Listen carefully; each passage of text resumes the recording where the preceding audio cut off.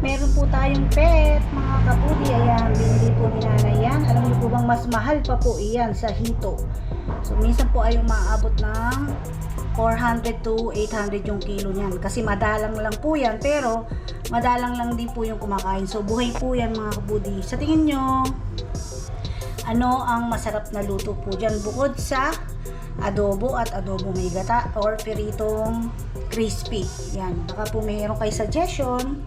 At ayan, kung sa amin po ay ikat ang tawag, sa inyo pong lugar, ano po ang tawag dyan? Umiiyak pa, tumutunog.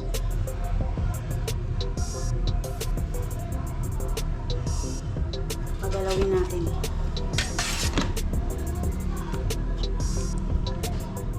Marky! Ito na po mga kapudi yung igat. Ayan, nilinis ko na. Hindi po siya pinakita dahil masyadong madugo.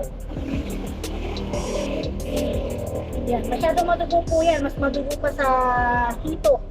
Ang ginawa ko lang ay ginamita ko ng tong, itinong ko yung pinakaulo niya, tapos kinat ko ng itak, yung pinakaulo.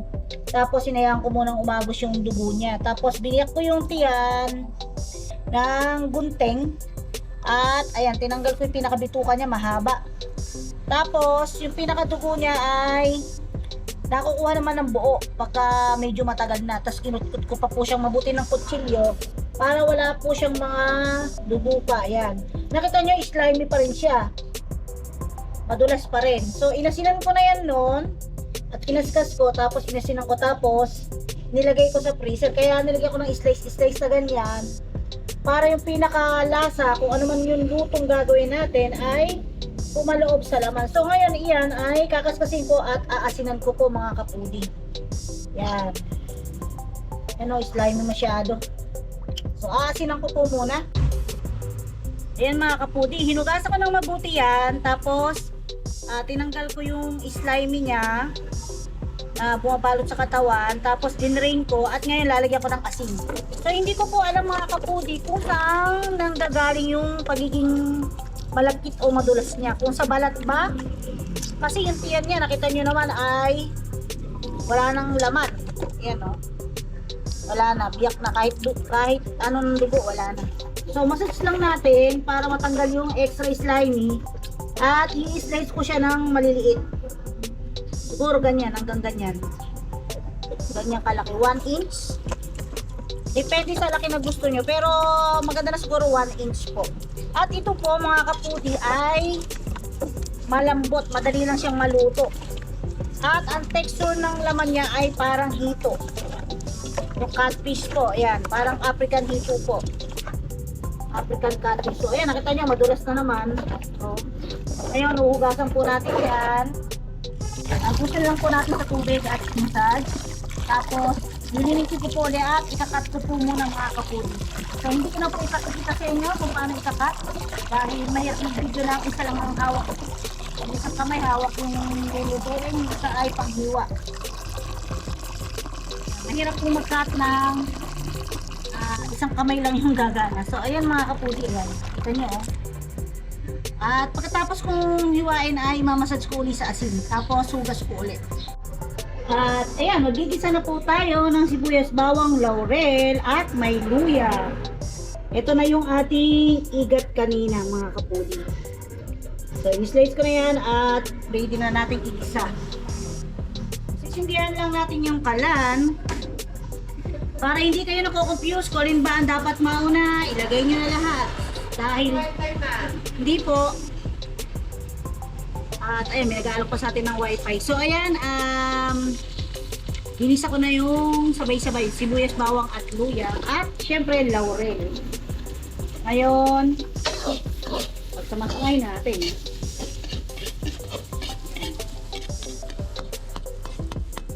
Tapos lagyan na natin siya ng paminta para hindi kayo makapuse. Purong paminta. Pwede rin yung pamintang buo.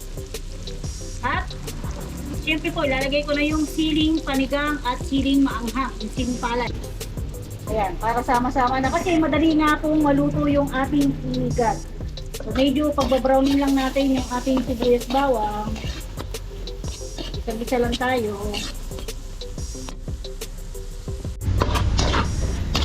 Ngayon, pag medyo brown na ang ating mga sibuyas, bawang, at lusin na at yung ating luya, ay pwede natin ilagay itong ating mga igat. Mga kapatid, yan. Tapos na natin.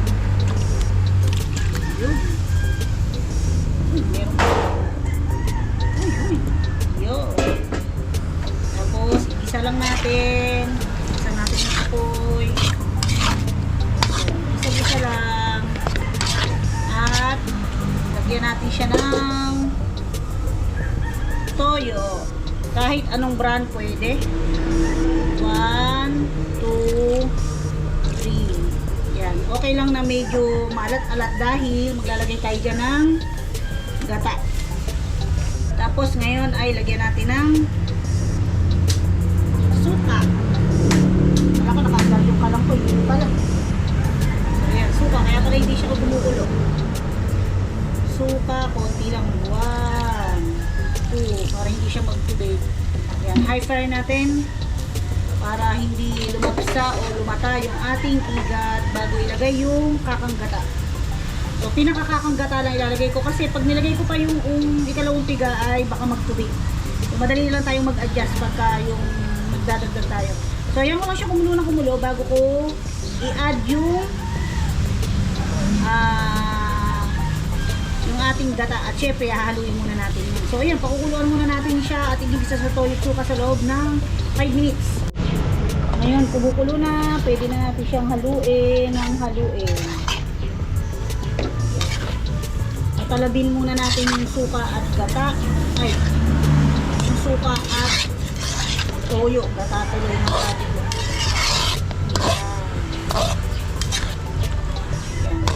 Ayan, shoutout po kay ma'am.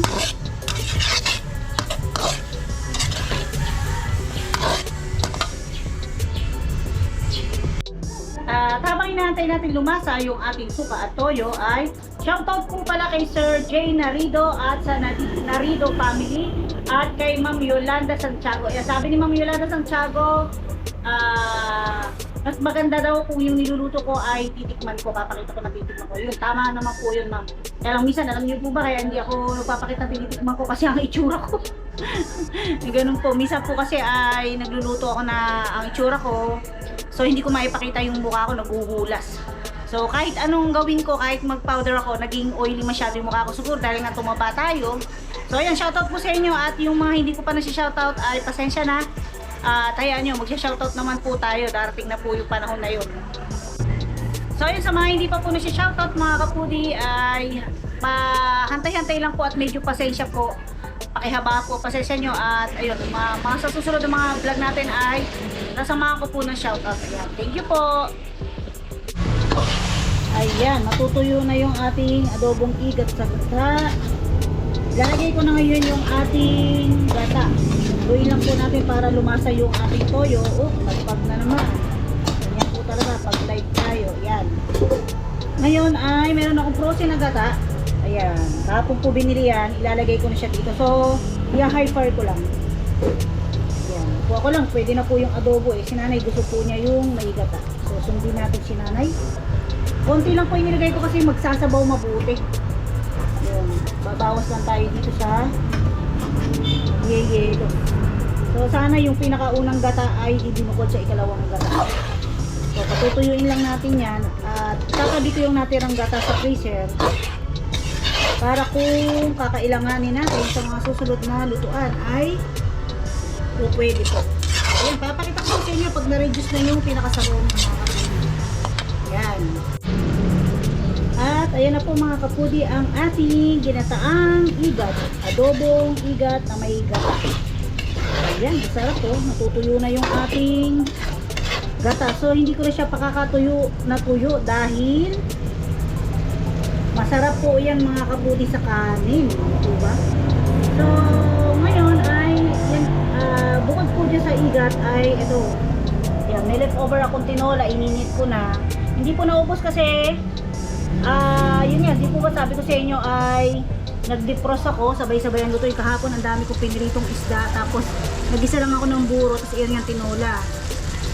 So may natira pa at kahapon hindi na rin ako nakapag agahan at saka hapunan. So, ano lang, brunch, tanghalian na agahan sabay. Kasi po ay yun, masyadong busy nga po ako. Nilinis ko yung pinaka-freezer na malaki. Yung chest freezer at saka yung rep. Yan, binuksan ko naman po yung rep. Para kung halimbawa naman na may ilalagay ay kaya lang, yung kalahati po kasi ng freezer ng rep ay hindi nagyayelo. May sira. So, pansamantala ko naman siyang bubuksan. Siguro mga 2 weeks or 1 month para mapagana lang po natin yung makina ng rep para hindi tuluyang masira. Tapos ipagagawa ko siya at ang bubuksan ko naman ay yung malaking freezer. Gagawa naman ako ng maraming yelo dahil alam niyo na mainit kahit magpapasko. So ayan na po mga kaputi ang ating adobong igat na mayroong kakang gata. Yummy, kain na po. Shoutout po kay Ma'am Ryan Andres. At ayan, yung mga hindi ko pa masya-shoutout, pasensya na, yung ano lang po sa mga comment section, Sir Robert Dicena.